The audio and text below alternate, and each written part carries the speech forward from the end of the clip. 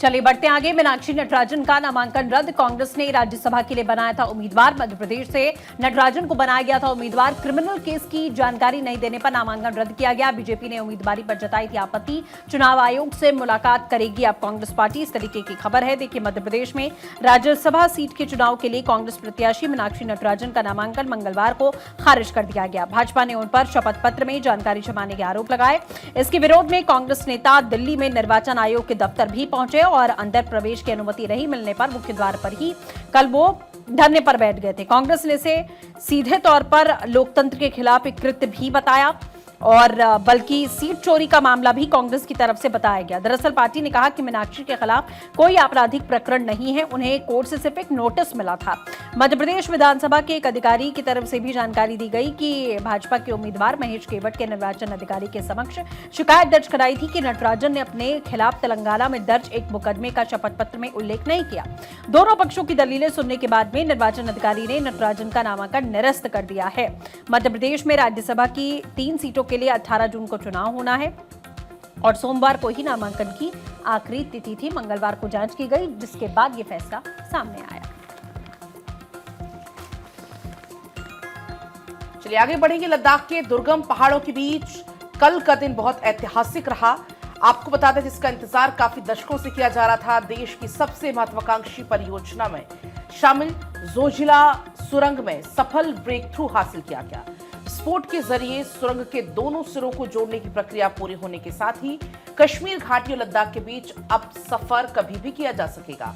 केंद्रीय सड़क परिवहन एवं राजमार्ग मंत्री नितिन गडकरी, जम्मू कश्मीर के उपराज्यपाल मनोज सिन्हा, मुख्यमंत्री उमर अब्दुल्ला के साथ साथ जोजिला टनल वो पहुंचते हैं, जहां पर वो चट्टान की आखिरी दीवार की प्रतीकात्मक खुदाई की जा सके। ये टनल एशियाई महाद्वीप में सबसे लंबी 2 तरफा सड़क टनल है।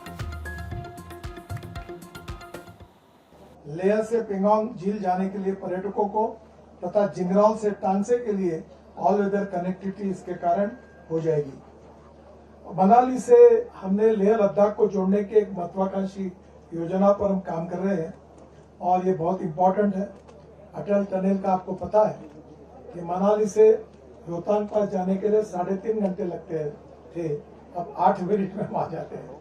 और उसके आगे के लिए अभी हमने ये तय किया है कि उसकी सीधी कनेक्टिविटी को सुधार करने के लिए हम लोग बारालाचाला में टनल का निर्माण हिमाचल में कर रहे हैं, जो 8,800 करोड़ की 13 किलोमीटर है।